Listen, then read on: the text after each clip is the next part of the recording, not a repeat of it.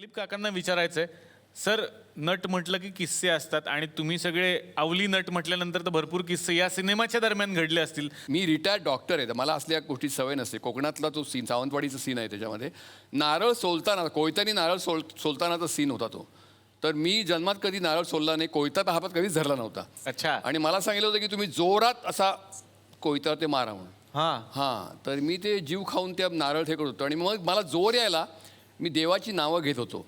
आणि ती देवाची नावं मी ठरवलं की देवाची म्हणजे आपल्या नेहमीच देवांची नावं घेण्यापेक्षा साऊथ इंडियन देवांची घ्यावी म्हणून. हां, म्हणून मी अय्यप्पा विश्वेश्वरय्या असं म्हणतो किंवा षण्मुगम बालसुब्रमण्यम असं म्हणतो. आणि ते एका त्या बालसुब्रमण्यमला ते कोयता उडतो, तोंड मागे जाऊन पडतो. पण ते जे काही ते घाबरले पण होतं किंवा ते जे काही न जमणं होतं ते त्या कॅरेक्टरला शोभणारं होतं, म्हणून मी त्यातनं सुटलो. इमॅजिनेशनचा सीन होता हा. मला चेटकिन म्हणून इमॅजिन करतो. तर मेकअप आर्टिस्ट आला आणि असं कुठेतरी इथे मॅडम असं करू, मॅडम असं करू म्हटलं घे ना. मी त्याच्याकडनं तो हे घेतला आणि असा फसाफस लावला. इतकी मस्त चेटकिन. तर तो जो रंगाची पेटी घेऊन तो पळाला तो परत आलाच नाही जवळ माझ्या. वंदनाताईंच्या नावावरती अनेक नाटकं तुफान वेगात चालली आहेत, आपल्याला माहिती आहेत. पण तितक्याच वेगात त्या गाडी पण चालवतात असं मी ऐकलेलं आहे. आणि नाटकं तर चालतातच, पण नाटकाची बस सुद्धा तुम्ही एकदा चालवली असा एक किस्सा आहे. चंद्रलेखा संस्थेचं एक नाटक होतं आणि आम्ही एका गावापासून दुसऱ्या गावाकडे निघालो होतो. आदल्या दिवशी प्रयोग झालेला होता. दुसऱ्या दिवशी संध्याकाळी 4ला वगैरे निघालो, कारण जवळ होतं ते. साधारण एक 70 किलोमीटरवरती गाव होतं. पण 20 किलोमीटर अंतर राहिलेलं असताना आमचा ड्रायव्हर होता आणि त्याला अचानक छातीत दुखायला लागलं. तोपर्यंत झाली ती 6:30ची वगैरे वेळ. संध्याकाळी. तर मी म्हटलं मी ट्राय करते आणि मी थोडीशी मागे पुढे करून अशी पाय साफ केला आणि मग घेऊन गेले. मी बरोबर 22 किलोमीटर माझं अंतर मी कापलं. व्यवस्थित पोचले. वा. कॉन्फिडन्स असला की आपल्याला करता येतं. पण तेवढ्या वेगात, जेवढ्या वेगात मी गाडी चालवते तेवढ्या वेगात नाही बस चालवली. पण हे मान्य आहे की खूप वेगात गाडी चालवता. हो. कुणी अनुभव घेतलाय त्यांच्या गाडीत बसण्याचा? मी डोळे आणि कान बंद करून बसलो. बसलो कारण ती काचा खाली करून लोकांना शिवाय देत होती, ते ऐकायला नको. डोळे बंद केले म्हणून स्पीड सहन होत नव्हतं. विशेषतः काय होतं मुंबईसारख्या ठिकाणी, म्हणजे शहरातच एकूण अजून बायकांनी ओव्हरटेक करून गेलं की टॅक्सीवाल्याला त्रास होतो, रिक्षावाल्याला त्रास होतो की बाईने आपल्याला ओव्हरटेक केलं. मी तर एकदा रिक्षा उलटी केली. बरोबर. अरे बाप. किस्सा यू शुड हिअर इट. त्याने मारून मला शिवी दिली कारण मी त्याला ओव्हरटेक करून गेले. अरे बाप. मग मी चिडले. मग मी त्याच्या समोर बरोबर अशी गाडी थांबवली की त्याला धड इकडे जाता येईना, इकडे जाता येईना. मला एक ट्रिक बरोबर माहिती की अशी तिरपी रिक्षाचा अँगल असा धरायचा आणि मस्त आडवी गेली. अरे बाप रे. आणि मग गेले. म्हटलं जाओ अभि.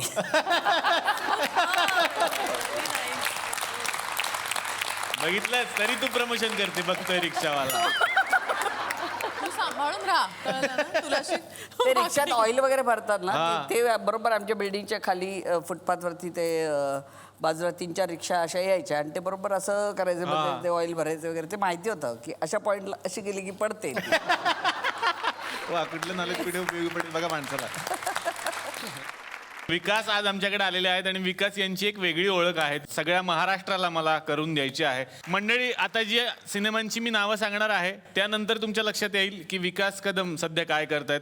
बोल बच्चन सारखा सिनेमा असेल, सिंगम सारखा सिनेमा असेल, चेन्नई एक्सप्रेस सारखा सिनेमा असेल, रोहित शेट्टींचे अनेक सिनेमे, गोलमाल रिटर्न्स, या अनेक सिनेमांसाठी सर क्रिएटिव्ह दिग्दर्शक म्हणून काम करतात.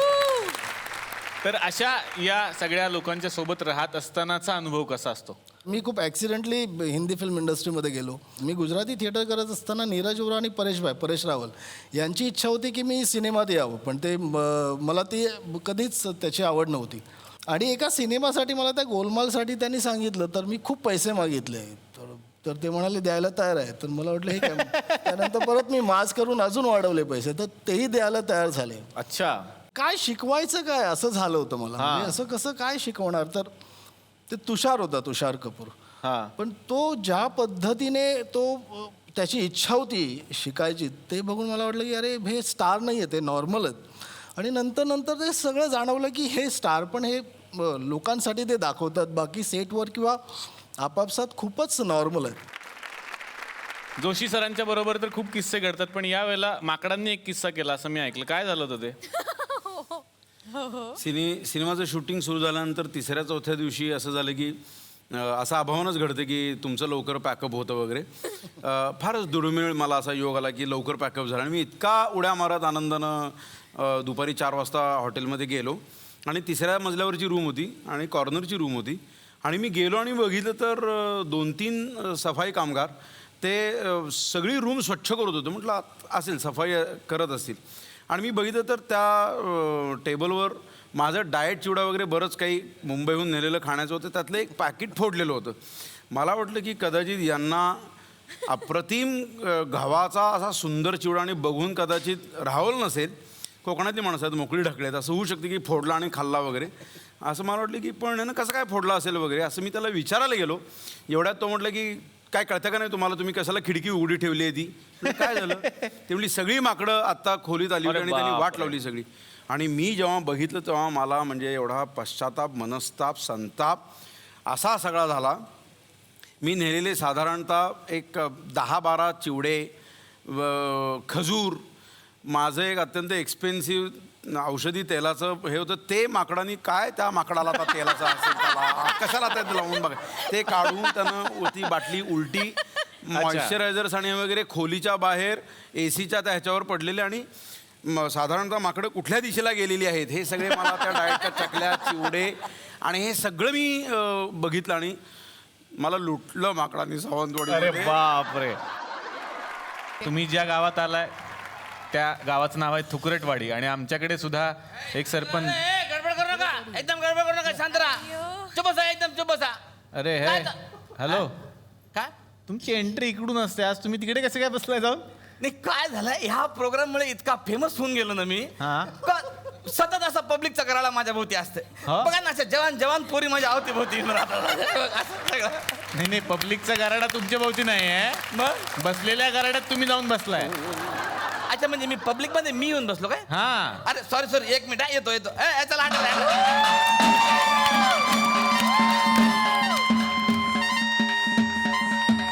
आज इतके मोठे मोठे पाहुणे आपल्या गावात आले, त्यांचं स्वागत करणं माझं कर्तव्य आहे. ए ते पोडी व्यायाम घेऊन ये रे. काय? पोडी व्यायाम, ते पोडियम. हा तो व्यायामच आहे एक प्रकारे बोलण्याचा सर, आहे की नाही, त्याच्यावर करण्याचा. क्या बात आहे, आज एवढं मोठं भाग्य म्हटलं पाहिजे आपलं का आज आपल्याकडे दिलीप प्रभा वळवळकर सारखे माणसं या ठिकाणी आलेले आहेत. कोण? वळवळकर, दिलीप प्रभावळकर. अरे आता स्पेलिंग चुकलं म्हणून ऍक्टिव्हिटी काय चेंज होते का? किती चुळबुळा माणूस आहे तू. बघितलं नाही का, सारखं चालू असते. आहे ना सर तुमचं 6 पॅक साठी प्रसिद्ध असलेले दिलीप प्रभावळकर या ठिकाणी आलेले आहेत. WWF मध्ये प्रसिद्ध तो खली यांचे हे ट्रेनर म्हणजे कोच या ठिकाणी आलेले आहेत. नाही कसं झालंय, सरांनी मला सांगितलं होतं का बा हे माहिती तुम्ही पब्लिकला देऊ नका, पण कसं आहे सर, तुमचे अंतर्गुण काहीतरी पब्लिकला कळले पाहिजे. नाही तर बघा ना सर, म्हणजे कसं असतं, नाही तर हल्लीचे कोच बघा आणि खल्लीचे कोच बघा, है ना सर. असं एक मध्ये इन्स्टंट आपला असू द्या, काय हरकत नाही. पण सर मला इन्स्टंट मध्ये मध्ये काय राहतं, त्याच्यावर पेमेंट पण ठरलेलं आहे. असू द्या, काय हरकत नाही. हवा येऊन द्या, चला हवा येऊन द्या, डोक्याला शॉट नको, हवा येऊन द्या.